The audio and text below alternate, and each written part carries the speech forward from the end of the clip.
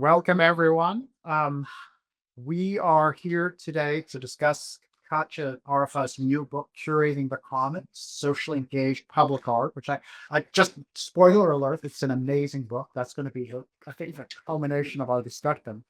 But first, I just want to thank you for coming and to welcome you to the NYU AD Institute. Since its inception in 2009, the NYU AD Institute in Abu Dhabi and New York has provided a platform for exchange about the newest developments in research and scholarship across the disciplines. The Institute in New York offers the Washington Square community opportunities to hear experts talk about their research and its social relevance, technological and cultural impact, and importance for the world at large, ranging from artistic and creative innovations to public health and environmental sustainability, among many others. As a hub for vibrant scholarly public engagement, the Institute is unparalleled in the Gulf region, and we are pleased to offer programming and extend the Institute's reach here at 19 Washington Square, NYU, Abu Dhabi's home in New York. So thank you, everyone. I'm going to take a minute and just introduce the speakers. As I said, Katia will talk a bit about her book and lay out its arguments and its accomplishments, and then Peter and I will both have an opportunity to respond and to share our experience of reading it and where we see its values and where we think the questions can lead us. But first, let me just briefly tell you who Katia and Peter and I are. So Katia Arfara is assistant professor of theater and performance studies at NYU Abu Dhabi. She's affiliated faculty at NYU's Tisch School of the Arts and an independent curator. Her scholarship and curatorial work focuses on migration, ecology, memory, and the politics of representation. Her research has been supported by the Fulbright Foundation, DAAD, the Clemens Heller Program, the Seeger Center for Hellenic Studies at Princeton, the Saison Foundation in Tokyo, and the Japan Foundation. As a former theater and dance artistic director and the curator at the Onassis Stage, she curated major interdisciplinary programs, including the Fast Forward Festival, which really serves as the core case study for this book. Her research appears in Theater Journal, TER, Theater Research International, and Performance Research. She is the author of Théâtralité Contemporaine and co-editor of Intermediate Performance and Politics in the Public Sphere, the first book from 2011, the latter from 2018. And her latest book, Curating the Commons, Socially Engaged Public Art, has just been released by the University of Michigan Press. And I will mention that there are flyers downstairs that you can use to get a 30% reduction on the price. So you don't need to go to Amazon. Next up, Peter will respond to the book. Peter Eriksol is the Sidney E. Cohen Professor in Theater at the Graduate Center City University of New York. City University of New York. His publications include Dramaturgy to Make Visible, The Legacies of New Dramaturgy for Politics and Performance in Our Times, Routledge 2024. New Medial Dramaturgy, co-authored with Hellenic Grehan and Escher Palgrave 2017. And Performativity and the Event in 1960s Japan, Palgrave 2013. He is resident dramaturg of the Not Yet It's Difficult performance group in Melbourne. And recent dramaturgy includes Everything Starts from a Dot, from Masachio Takahashi and Lamala. Phantom Sun, Northern Drift, a project by Alexis Destut at the Berchwallerberg Riga Biennial. And then finally, I'll respond to the book. My name is Edward Zeider, Ted. I'm a faculty member in the Department of Drama, Tisch School of the Arts here at NYU. I write about Arab theater primarily. My first book was The Orient on the Victorian Stage. My more recent book, Political Performance in Syria. Currently editing the journal Arab Stages, which you can online peer adjudicated journal that you can find at arabstages.org. And currently working on a book about Egyptian theater and nationalism from the 1870s to the 1920s. So that's who we are. And let's begin with Katia laying out the frame and scope of her argument.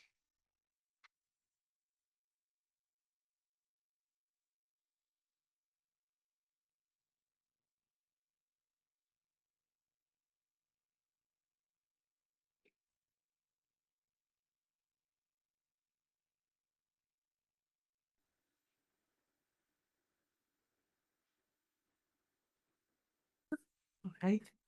So good evening. Thank you so much and for the introduction, Tate. I'm honored to discuss this book tonight with you and with Peter Eckerside. And thank you for accepting this invitation to reflect on this very long process, 3 years with the writing. And if I calculate also the time that I put to curate this project, it's will are almost a decade in the making. So I would like to warmly thank 19 Washington Square North for kindly inviting me to organize this book roundtable. It was here actually 2 years ago when we did a book workshop. So I feel almost like home while I am here. And I'm especially grateful to Sharon Bergman and who is here and to Ralph Raymond for all the labor and care they put into making this event possible. So my new book, Curating the Commons, Socially Engaged Public Art, as Ted mentioned, crystallizes key concepts and methodologies from my scholarly and curatorial work over the past 10 years. My curatorship and research are part of a single continuum, inspiring and shaping one another. More than a profession, curating is a particular way of sensing the world that guides my scholarly research and, of course, my teaching.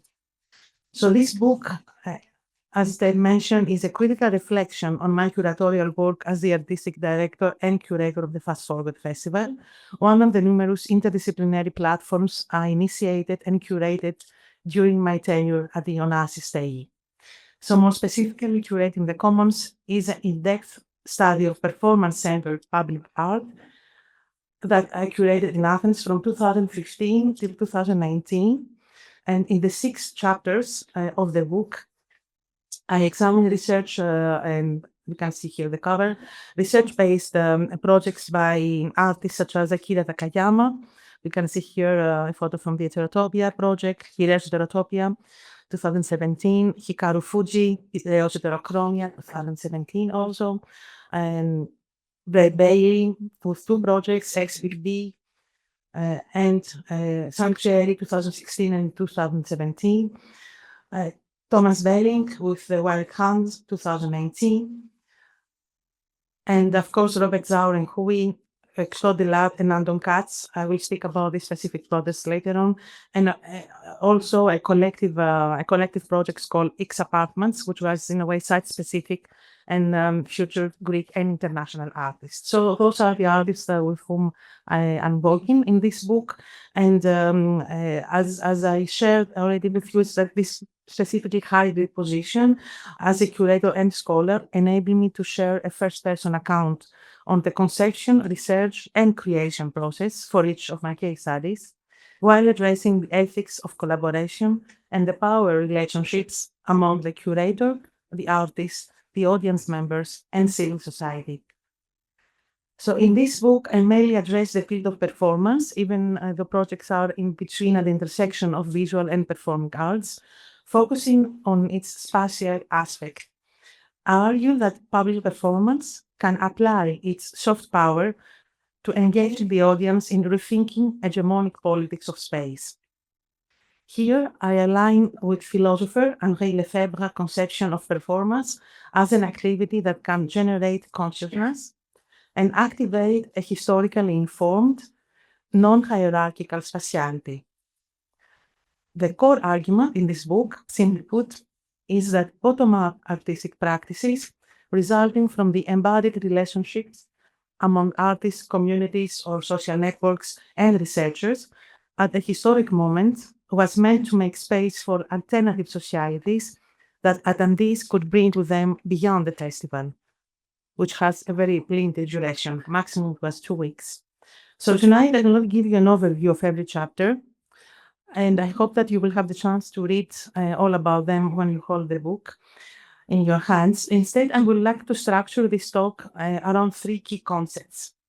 The first concept has to do with the why I wrote this book, and it's about the right to the city. It's the ongoing struggle against social exclusion and precarization, which intensified after the 2008 financial meltdown. The second concept has to do with my methodology, the how I curate, and it's related with the concept of slow curating, which offers a productive space to reimagine the curation of art as a model for symbiotic living. And the third concept is the commons and has to do with the for whom or to whom this book is addressed. So the commons I define it as a collectively shared, non-racialized resource that is open and accessible to all the city's inhabitants, and that lies at the heart actually of what this book hopes to contribute to. So I will discuss each of these key concepts through specific case studies, three actually case studies. But before I dive into the specifics of each work, I would like to share with you some broader geopolitical context. I don't know how much aware you are of what was happening in Greece almost 10 years ago, but I can also refresh, some memories if you are more familiar with this landscape. So in May 2010, the Greek government, the European Union, and the International Monetary Fund signed the first bailout agreement, marking the beginning of the economic crisis and a period of impoverishment that saw Greece's GDP fall by 25%. This inaugurated a period of post-democracy in Greece, with decisions being made by technocrats or unelected bodies outside the country, undermining democratic processes.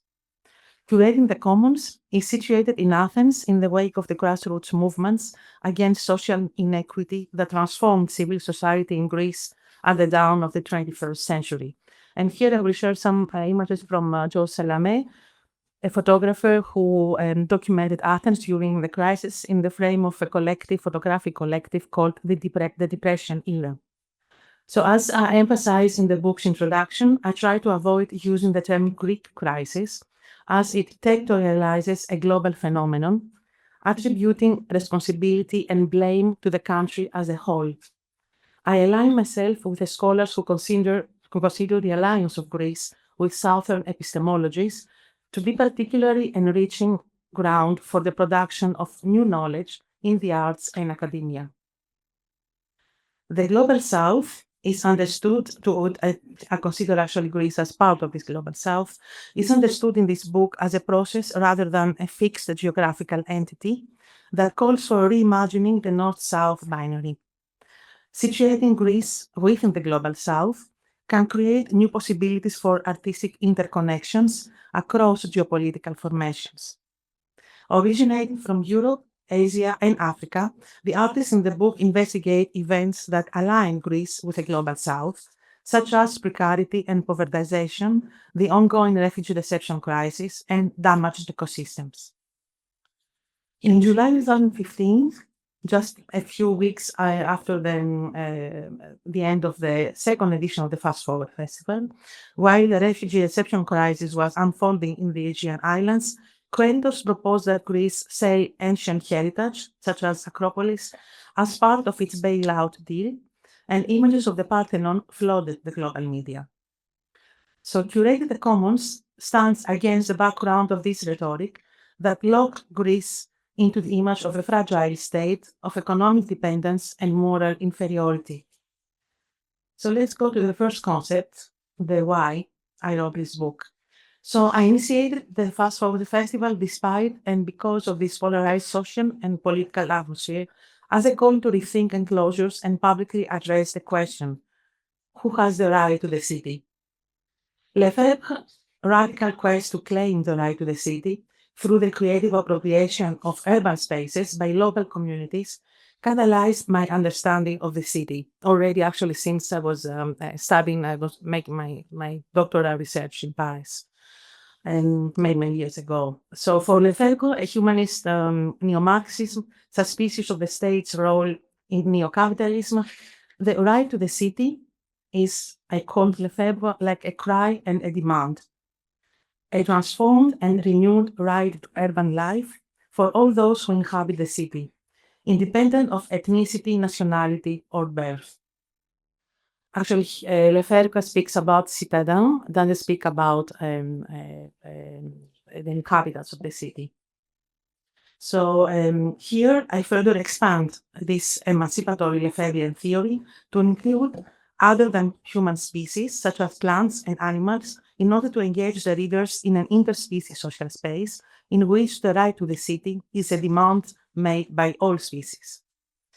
So now let's take a closer look to my first case study, X Apartments. I work on X Apartments on the first chapter of the book, and I co-created the piece with Anna Milter for the second edition of the Fast Forward Festival in May 2015.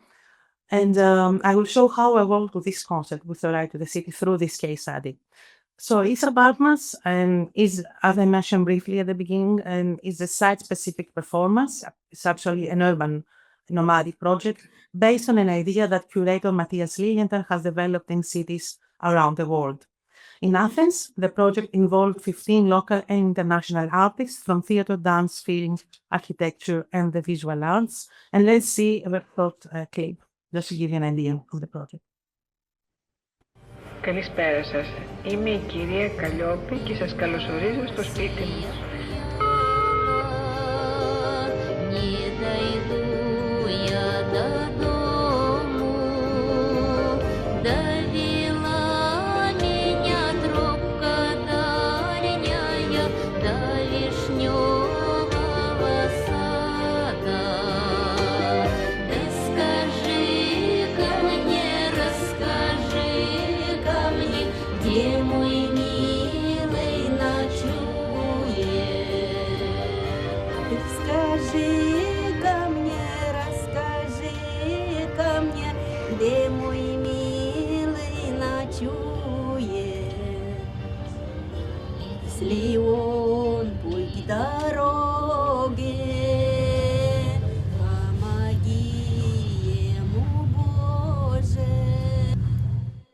So this was an excerpt from the documentary that Alaska made on X Apartments. You can find it, I think, in YouTube. So now let's analyze more this project that was inspired actually by the curator Jan Hout, 1986 exhibition at the Museum of Contemporary Art in Ghent, in Belgium, entitled Chambre d'Amis, Guest Rooms. So Chambre d'Amis was an attempt to reconcile the aesthetic with the everyday, breaking away from the neutral space of the museum. X Apartments extends Chambre d'Amis, inviting the viewer to consider the aesthetic together with the socio-political in a specific here and now. X Apartments was based on an intense field work in collaboration with social networks, cooperative platforms, educators, lawyers, human rights activists, and a range of vulnerable and marginalized groups in the city. So during numerous field trips, most of the commissioned artists had the opportunity to visit an average of 3 to 4 potential sites and have discussions with local communities before making a final choice, so that the public dramaturgy of the project would grow organically from the bottom up. So X Apartments has a very strict time frame, and this is what actually differentiates the project from the visual arts. And two stakeholders, as you can see here on the slides, gain access to unusual situations in atypical locations across Athens for just 10 minutes. Every pair needs to follow a carefully designed itinerary, determined by a printed map, printed at that time, with start and end points. So tonight I will focus on just one of the 15 site-specific works.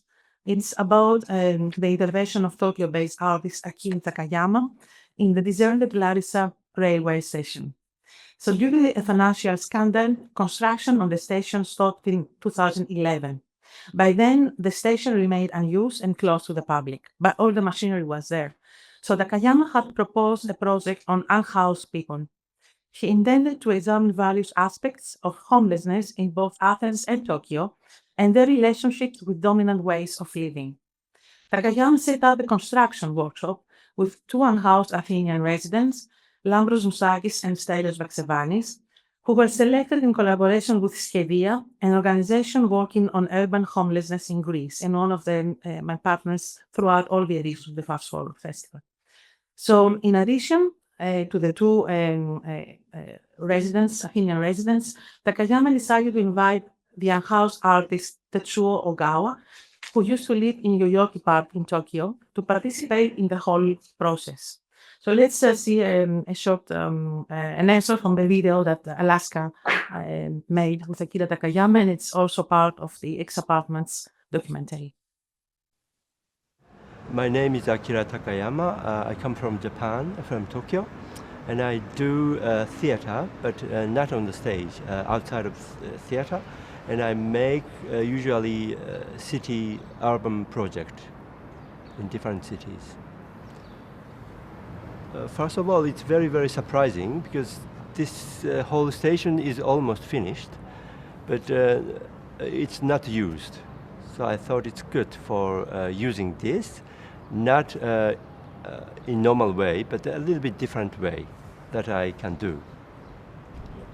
This time I brought one homeless friend from Tokyo, and it was the first challenge for me because I never tried it because he lives in a park for 10 years, and for me it was not so easy to bring him to Athens. It was the first challenge, and second challenge, I didn't know the situation of the homeless people in Athens or in Greece.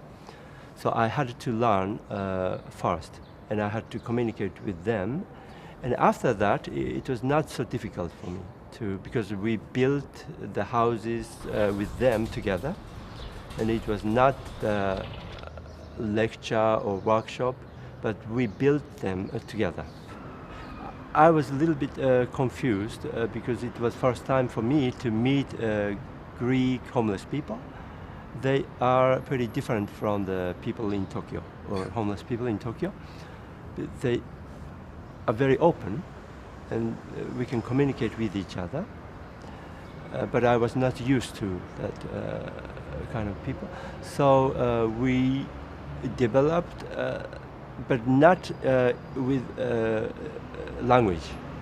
We started to build the houses. First of all, we went around in the station, and we collected the junks and wastes from here. So, and we, from morning till night, every day, we built the houses. And during this process, we made also the relationship with each other. It was very, very nice. And now I feel that we are together. So once at the Larisi station, the audience first encountered the video portraits of the two unhoused people, Moustakis and Vaxevanis, on the monitor, you can see here. After watching these interviews together, the pair of spectators split up to visit the makeshift houses. During encounters and inside the shelters, lasting just a few minutes, Moustakis and Vaxevanis do not speak about their own living conditions. Instead, they ask visitors about their notions of home, homeland, and belonging. The visitors regroup shortly after their encounters with Moustakis and Vaxevanis and Ogawa's tent. You can see the tent of Ogawa on the right of your screen. And at that time, Tokyo was preparing to host the 2020 Olympics, and Ogawa was very much interested to explore the contribution of the 2004 Olympic Games to Greece's social crisis. So, as a result of the austerity program imposed on Greece by its creditors, homelessness in Athens is not perceived as an act of civil disobedience or a rejection of the structures of domination, as it is often in Japan, but rather an involuntary marginalization and victimization that clearly demarcates unhoused people as the other. So the comparison of two distinct phases of homelessness in Tokyo and Athens in Takayama's project creates a discursive platform, a mini agora, in a way, open to identifying models of exclusion from current social and economic realms. So let's go to the second concept, is the slow curating. So in the Fast Forward Festival, I use slow curating as a method to produce socially engaged public art within, because of, and despite the precarious living conditions in Greece at the time of major social and economic turmoil. So as someone with Athenian roots, who personally experienced the city's intensifying socio-spatial polarization, I acknowledge that I could not just draw artists from outside Greece into the chaotic environment of Athens without a safety net. So I developed a community-specific, I could say, curatorial practice that involved local dramaturgs, researchers, scientists, and social workers since the very beginning of each project. So decelerating the curatorial process allowed me to imagine public art as a space of constant negotiation where communities could experience collective forms of deep seeing and deep listening, seeing and listening with curiosity, attentiveness, openness, and care, as exemplified in Robert Zaur and Hui project, The Nature Museum. So the Nature Museum, conceived by the Singapore-based artist Robert Zaur and Hui, activates stories that have been lost, suppressed, displaced, or simply erased following years or centuries of decay and human-made ecological and humanitarian disasters. So Zhao presented his fictional museum inside an abandoned house at the center of Athens, a house museum containing the voluminous collection of a fictional, deceased nature enthusiast and zookeeper in Athens National Garden named Yorgos Charonidis. He's a fictional person. So according to the script, the site of the Nature Museum was previously Charonidis' home, covered wall to wall with taxidermy, vitrines, specimens, and mountains of documents. So after his death, always according to the script, just a few months before the launch of the Fast Forward Festival, his friend, Katerina Zavakou, you can see her on the right, in collaboration with Zhao, the artist you can see here on the left of the screen, had turned Charonidis' private collection into a house museum open to the Fast Forward Festival audience. So the Nature Museum could be visited as an exhibition on a loop or during a guided tour, kind of lecture performance, led by Zhao himself, his dramaturg, who wrote the script, Zoe Tam, and the actress, Amalia Cavalli, who performs Charonidis' friend.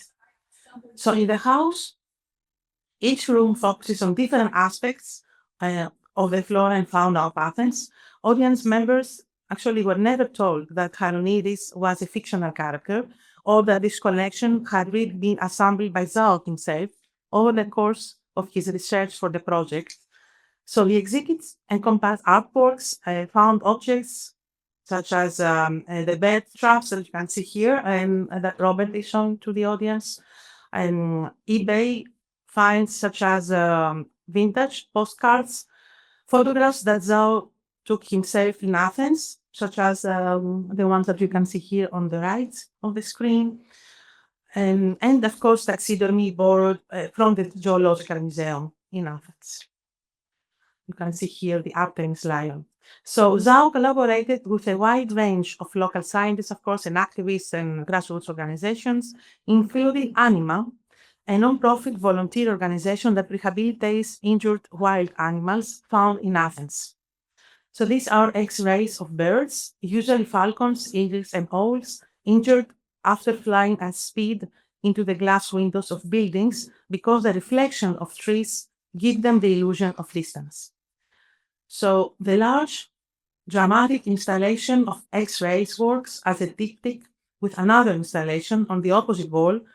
Actually was a diptych with another installation on the opposite wall of the same room, semi-dark room, featuring pictures of the heads of injured wild birds. So on the one side, we have the X-rays installation, and on the other hand, these portraits. And contrary to the X-ray collage, these close-ups shot in, as you can see, in flat light against a neutral background, force direct eye contact with the audience. So Zhao visited also the National Garden, a key space for his research into Athens biodiversity.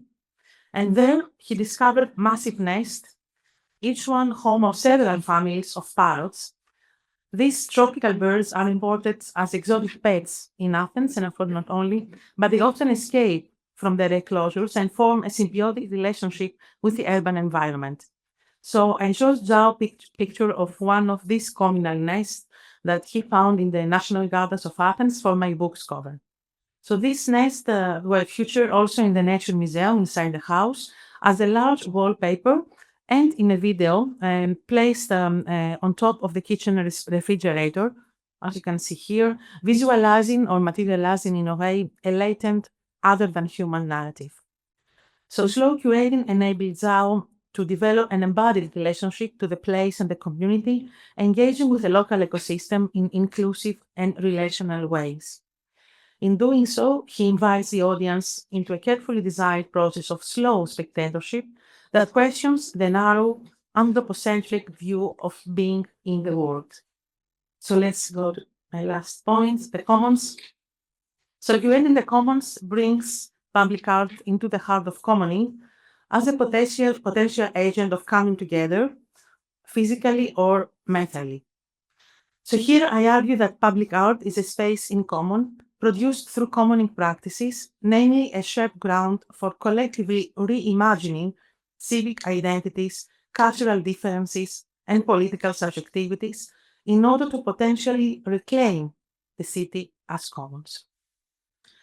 So every public project I analyze in this book converges on a central question. What forms can the commons take in the context of crisis and its aftermath?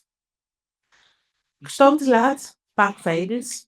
You can see a first image here and here also, and the map of the project. And it was like a mid-festival in a festival.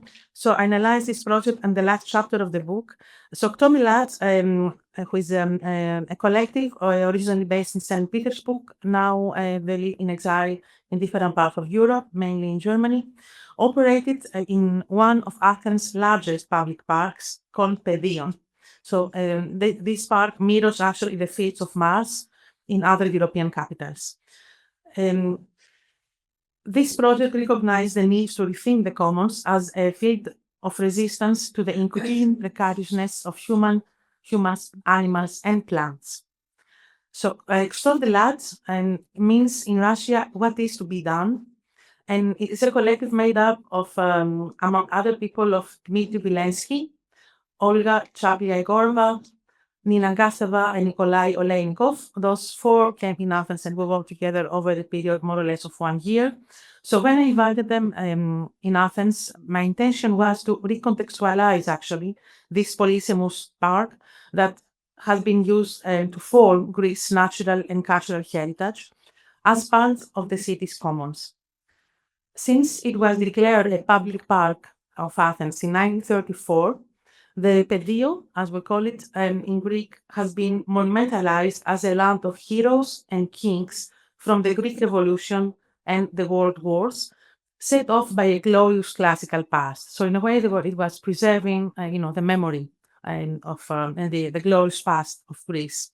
So my curatorial choice to invite the collective to temporarily occupy this park just for a period of 2 weeks was further motivated by the absence of political will at that time to repair the park's eroded reputation. In the years preceding the Fast Forward Festival project, the Pedio was mainly described in public discourse with words related to abandonment, uncleanness, and social deviation. It was in a way no man's land in Athens, and but at the same time, the park was a site of leisure for the diverse communities. It offered, for example, migrants space to play cricket or chess on the weekends. So based on an intense fieldwork during which the artist, with the help of the research team, collected interviews from individuals and communities that use the park, Ktobila engaged with the park's darkness, not as a threat, but as a sheltering concept from which to collectively reimagine a more than human social space. So presented, as I said, in May 2018, over a period of 2 weeks, in collaboration with Ukrainian diaspora visual artist and musician Anton Katz, Park Fables draws inspiration from the literary genre of fable a popular form of moral education in antiquity and in Soviet times that brings together allegorical imagery with everyday reality, the world of children with that of adults. And usually, as perhaps you know, the heroes of fables are animals. So Park Fables was conceived as a multi-layer public art project with multiple interrelated sections. I will mention just a few. We had a performance that was a 2-hour play inspired by Bertolt Brecht's Lehrstück, the learning play, which consisted this performance component of guided tours in the park, as you can see here in the slides, dance events, and with dancers interacted with multiple elements of the park, like the benches, the trees, etc., and a puppet play that you can see here with a stray dog, Marula, that you can see here on the bottom of the image, taking on the role of the narrator. We also had learning banners by Nikolai Oleynikov with calls from controversial political and cultural figures, alongside flags and several murals. And another important component was, of course, the pavilion, which included a narrowcast radio pavilion. So I address all about Park Fables in the book, but today I would like to focus a little bit on the pavilion that was designed by Vilensky as a shelter and gathering space. It was, as you can see, made out of wooden crates. It connects with a temporary kiosk designed in the 1920s by the Russian constructivist. Vilensky's pavilion specifically recalls Alexander Rodchenko's Workers' Club, designed as a communal space parallel to the traditional museum. Equipped with loudspeakers and large screens, the Workers' Club could serve multiple functions, inviting the workers to become active participants. So designed as a welcoming, easily collapsible structure, Tontlat's wooden pavilion brought together local community members who had coexisted in the park, but did not previously have any relationship. So they were disconnected. Over the span of the 2 weeks of the festival, students from nearby school engaged with natural materials and trash found in the park, took part in educational programs. The public could visit the pavilion at any time. The park was open and watch films, read books, look at a small library, play chess, as you can see here, or enjoy bike rides that were organized in collaboration with the Melissa Network of migrant women in Greece. And we also had a trackboard at the pavilion's entrance, display information about the day's program, and a mailbox offered visitors the chance to share their thoughts on a postcard bearing the unfinished sentence, "I'm here because," and they were discussing, of course, the findings of each day. So the pavilion hosted also Undercut's Radio Pedio, as I mentioned, which was an interactive narrowcast radio station, which generated a kind of collaborative listening space. So Radio Pedio hosted a series of public discussions with key partners and collaborators in Park Fables, and Katz also made a sculptural installation of 8 loudspeakers on wooden pedestals you can see here in the drawings of London, which were placed around an empty fountain nearby, transmitted the discussion. So you could hear the public discussion, either inside the pavilion or sitting near this installation. And the pavilion's transparency, as you saw, it was an interior visible from the outside, but also its apparent temporariness, reminiscent of a construction site or a campground or shipping yard, highlights the precarity of the park itself.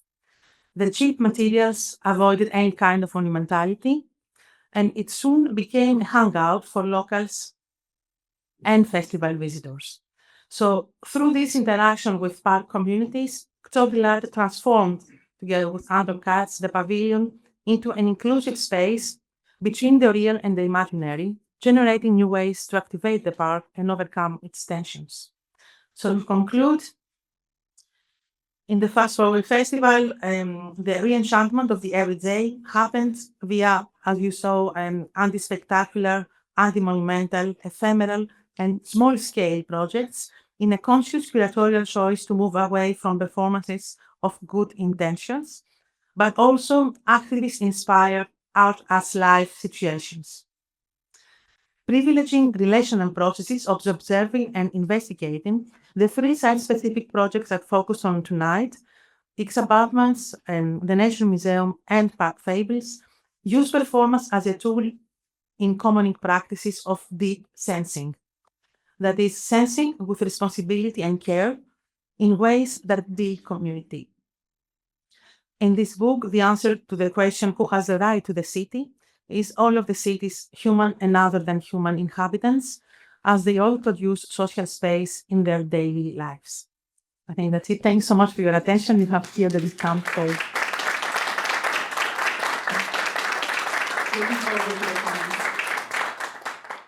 Well, first of all, thank you for inviting me to respond to this wonderful book. I really appreciate this.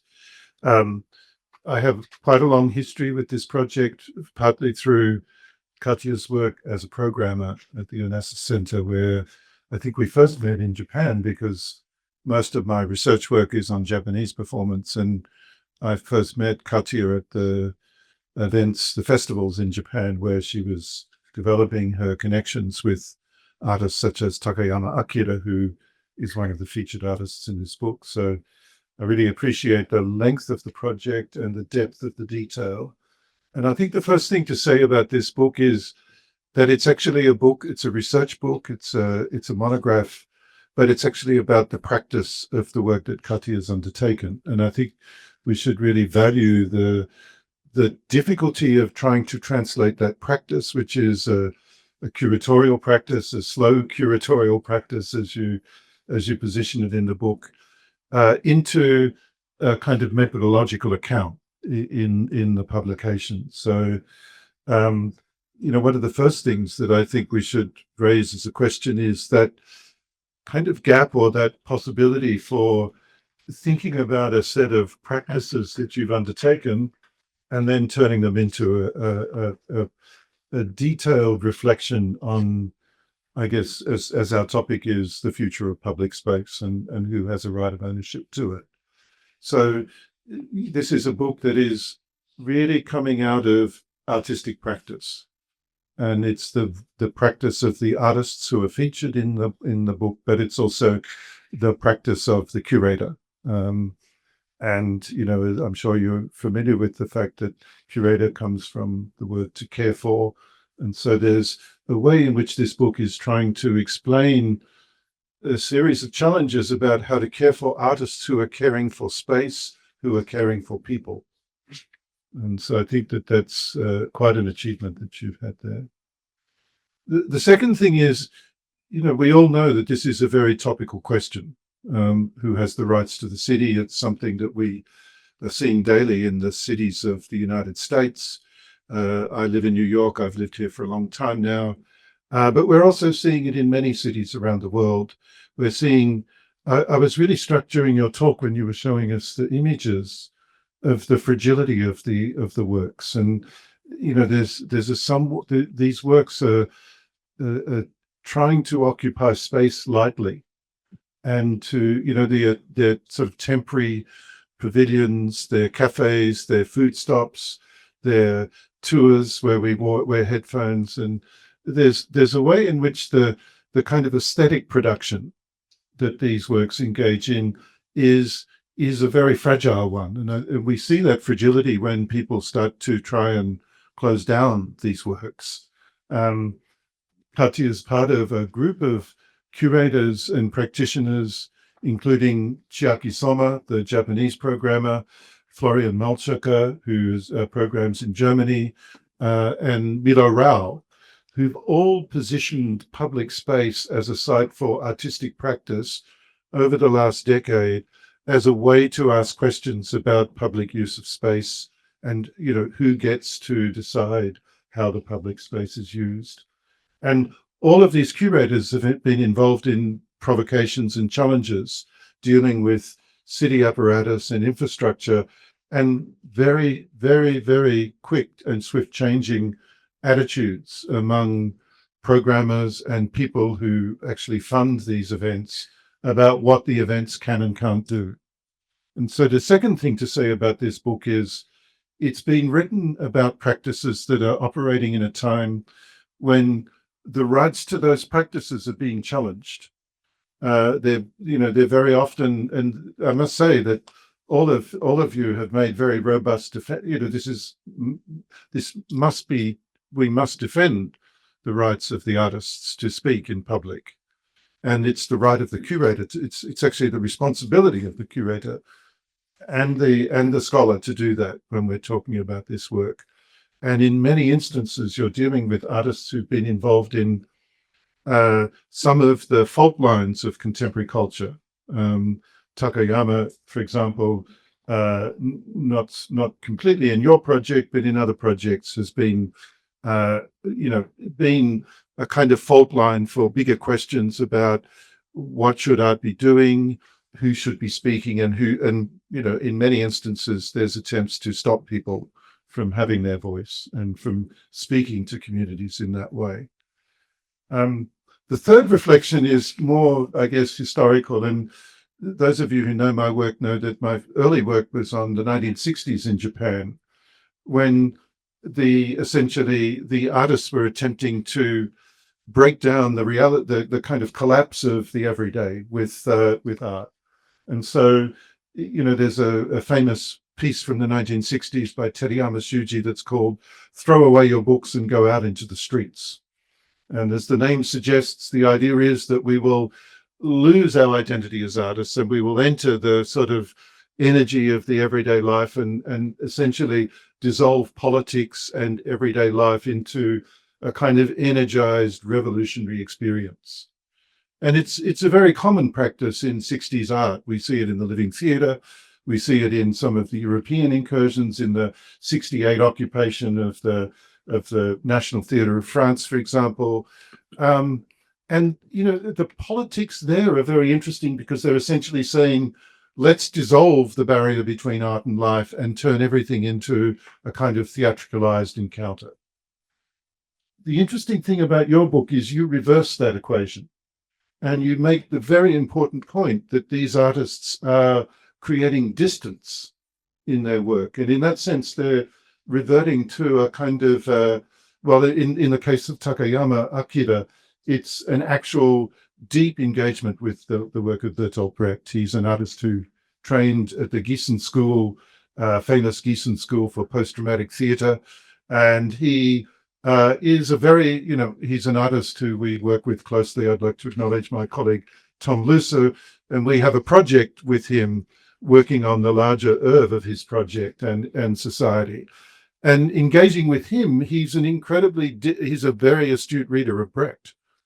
And one of his key influences as an artist making these encounters is to not dissolve the difference between everyday life and art, but to use art to make the experience of the everyday visible to us.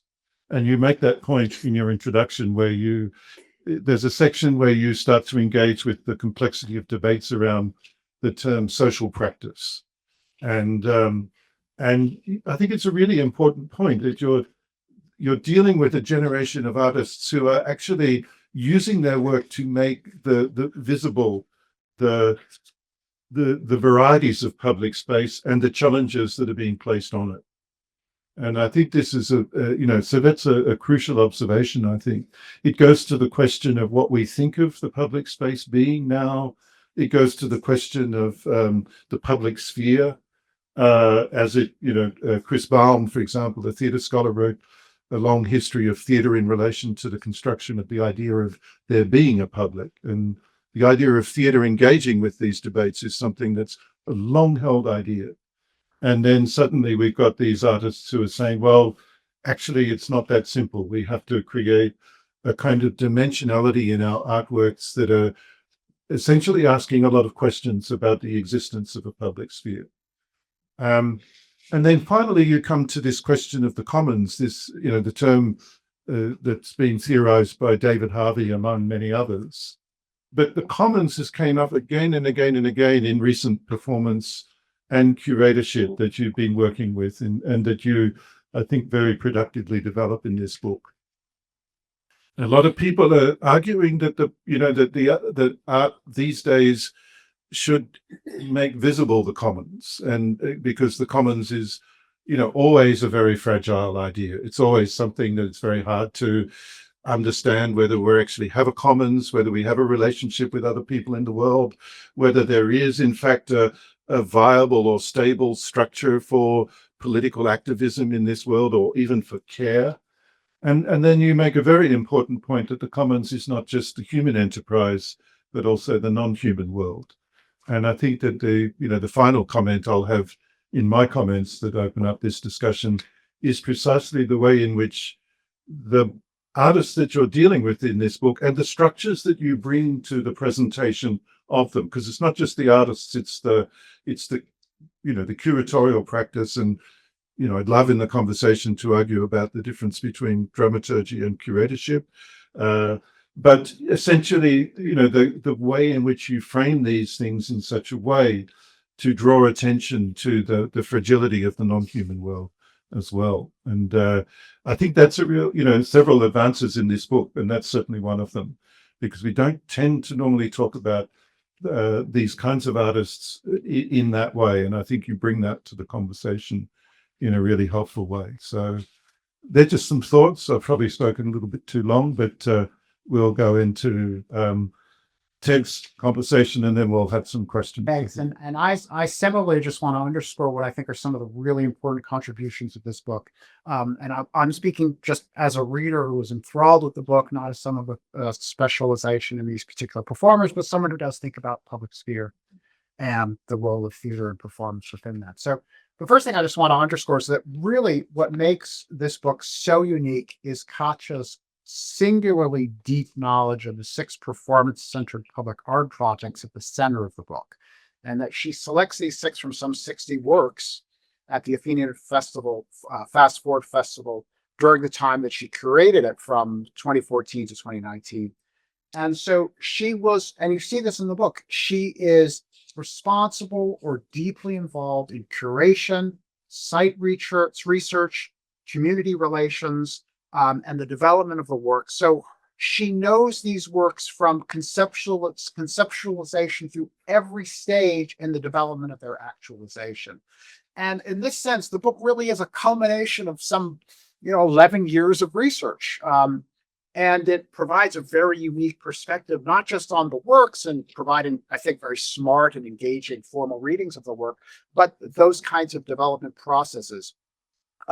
When the book argues that performance-centered public art can generate new ways of inhabiting and understanding shared space, it's an argument that comes out of this multi-year process of putting artists in conversation with communities and the spaces those communities inhabit, and carefully nurturing the artwork produced from this reckoning. And that's what really makes the book such a pleasure to read, to see that process unfolding. You might even say that this book is something of an advertisement for the benefits of what Megan Arney Johnson terms slow curation. That's an exhibition framework that strives to facilitate connections between presenter, artist, and community. Because the book really does illuminate a curatorial practice that prioritizes open-ended community collaborations. Slow curation, as the book explains, really values reciprocal relationships, and the book documents multiple instances in which the expertise of local, often marginalized populations take a commanding role, not only in the development, but the actual presentation of the work. You gave a wonderful example of the 2 unhoused people who were responsible for creating the work, who are at the center of it. And the book provides a very detailed examination of the process that leads to that actualization. So in addition to a reading of what the work communicates, you see it being developed.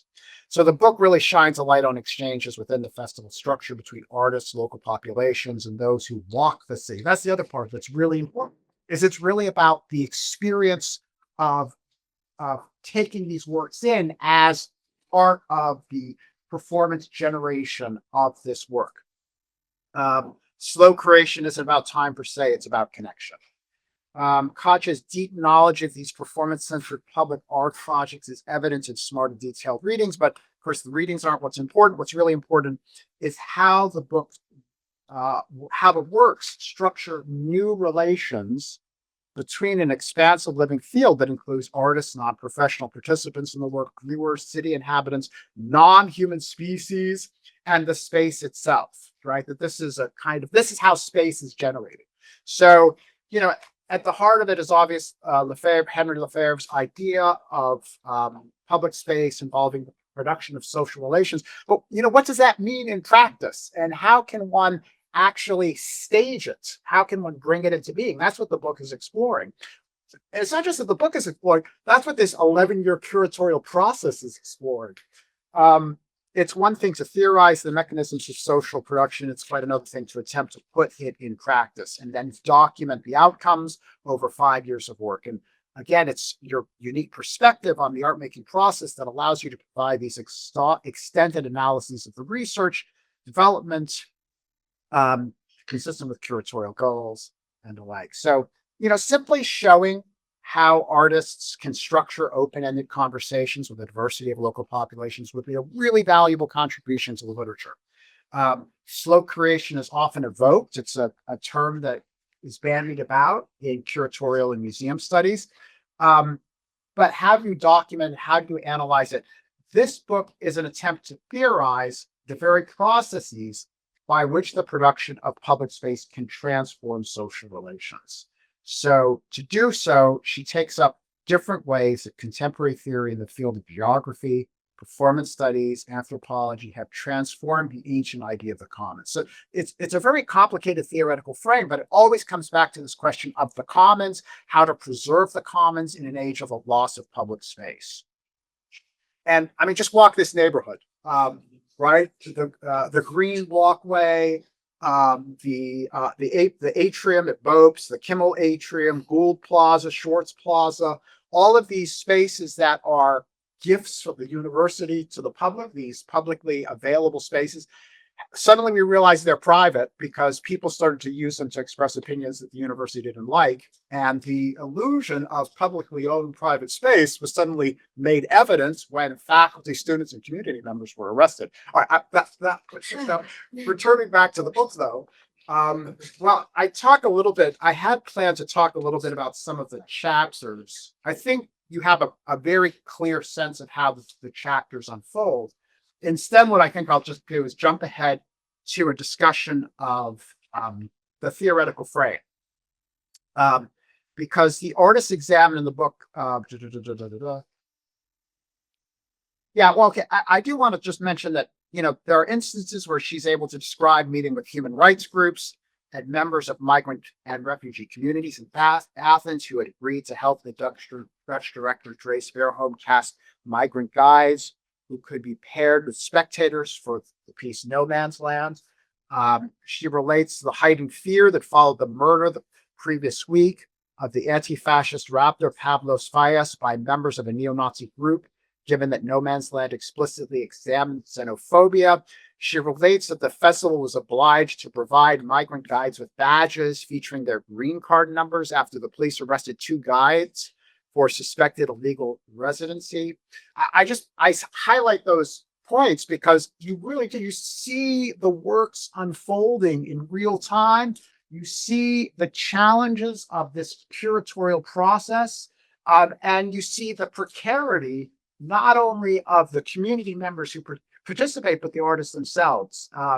And you get a sense of how, as someone walking this city, you're negotiating that precarity and you come to understand your space in the city differently as a result. And so, I mean, that's, again, I think just one of these wonderful contributions of the book is you really are there in practice, seeing everything unfold.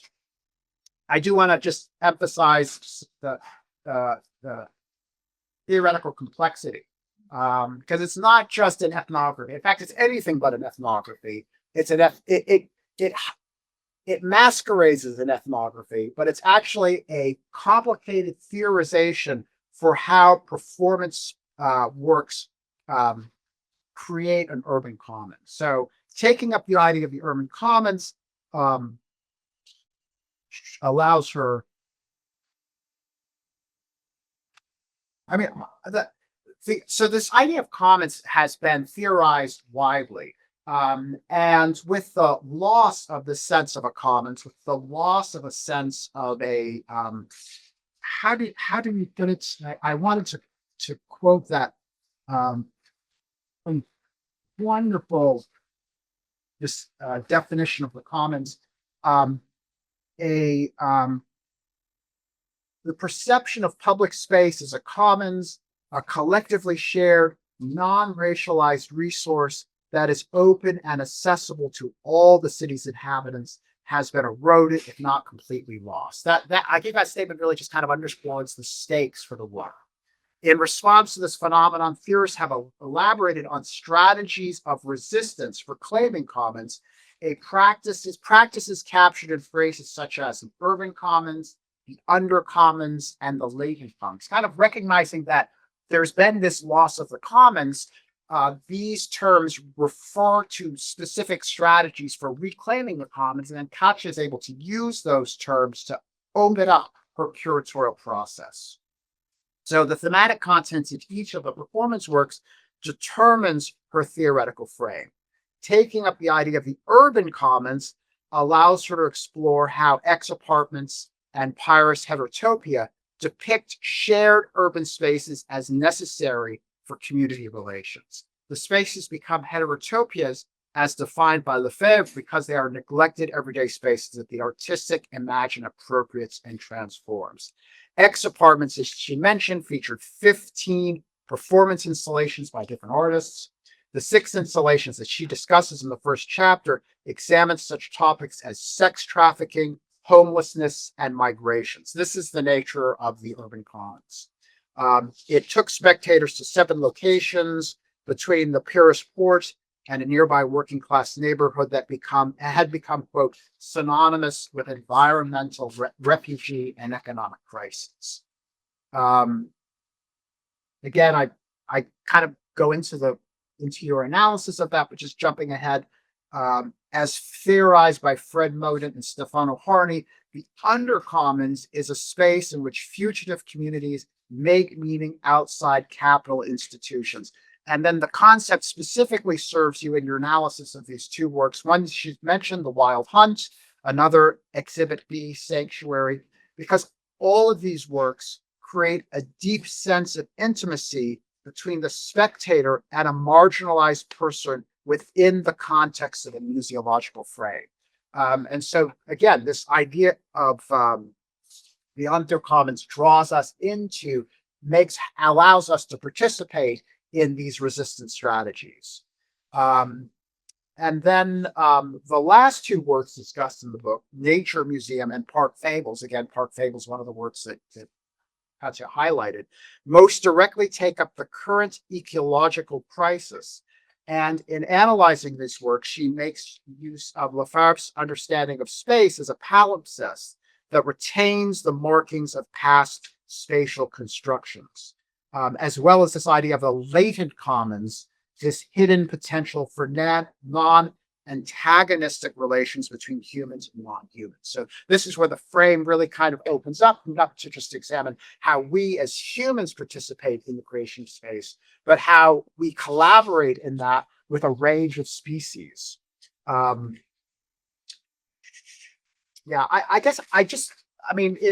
the short time that I have, I really can't do justice to the book's ambitions or its theoretical complexity, but the book's promise, I think, can be briefly summarized. As artists, as curators, as scholars, we have an opportunity to invite the city's inhabitants into spatial production that celebrates public space as a collectively shared, non-racialized resource that is open and accessible to all. Thank you. Thank you so much, Wolfgang. For these remarks, and perhaps before opening to questions, can I just very briefly reflect on 2 comments, actually, 2 points. First, of course, there is a historical frame. I mean, this book does not come out of nowhere. there are connections, and I mentioned, of course, specifically with other curators who worked a lot on public space, such as Nathan Thompson. There is a lot of discussion with Susan Lacey and the new genre public art. So, of course, this book it is inscribed in a continuation of other thinkers, curators, and scholars who worked on public space before. And the only, I could say, the difference is that, first of all, this is a shared experience by someone who worked in this very specific context of a sociopolitical agency and the migrant reception crisis in the global south. So I try to, that's why I try to emphasize the frame and the geopolitical frame and of this book. Of course, as you mentioned, Peter, it's not about blurring the boundaries between art and life anymore, but it can amplify specifically these distinctions, but by somehow using the power, the soft power of performance and the power of temporariness, I could say. So my all the projects, even if they were research based and I mean, as you mentioned, Ted, I mean, it was a long process of research, of negotiation with the community, because we could not just land in a community and just ask them to trust us. We needed to build this trust over a long period of negotiations, of meetings, of communal meals, a lot of walking, also kilometers of walking. So I rediscovered even, I could say, Athens, my own city, through this festival. It was also it was also this research oriented and but also this temporality that everything needs to be not intrusive. We didn't want to impose anything in the public space, but try somehow to coexist with other communities who were there. Like, for example, in the Park Fables, in the Pedio, there were a lot of people living there. So we didn't want to contribute to any gentrification agenda. We were trying to meet with all these people and then build something that was not somehow monumental in its inception, but really trying to create this inclusive space. There were other festivals happening in the park, so we knew when these informal, of course, festivals were happening. So we didn't have performances those days. So we tried somehow really to imagine what does it mean to be together in this heterogeneous and highly diverse space, and claim another, I could say, a national identity. It was a moment also, don't forget, of a rising of extreme right in Greece. The Golden Dawn, the neo-Nazi party was in the parliament. And so it was, the whole situation was very fragile for everyone working in this and involved in these projects. And of course, the communities who were involved, the researchers of each project, the artists themselves, and of course, my own collaborators. So, thank you for emphasizing that this kind of the importance of the process. I could say that this whole book is perhaps that I'm reflecting one more time on what happened these years. It's more about decentering the human from the center of the reflection about the commons or about public space, decentering even the artist with his emphasis on the communities, on the collaboration, decentering even myself as a curator, and the whole institution for which I was working at that time. So that's why we try somehow to reflect and create these mini agoras in the city in as much as possible a non-hegemonic, I could say, way, but really building from below. And that's why I mentioned this notion of public dramaturgy, and that's why I emphasize a lot this slow curating as a process, as a methodology, actually, to be able to reflect on what it does mean public space in a moment of crisis. So thank you, both of you. And I don't know if Ted, you are the moderator of the night session. Well, I want to open it up to the audience right away, but before doing so, I just wanted to check, Peter, if you had, in response to what Katia had said, if you had any questions you wanted to pose, or if you wanted to respond. No, I don't want to take up the time, but I'm really interested in the way that while the artistic events are set alongside other activities in public space, they're also an intrusion. and they're also offering some kind of provocation. Knowing Takayama's work very well, for example, or some of the other case studies that you present, they're not just simply trying to be there. I'm interested in what else they're doing. What does it mean for a homeless artist to be brought from Japan, who probably doesn't even have a passport, who might not, to be brought to Athens and then put in another situation where he's kind of performing being homeless, but presumably, because you're an arts festival, you're giving him a per diem and a hotel, and so he's there in a provocative sense, remembering something from the past, but then reiterating it through an artistic practice.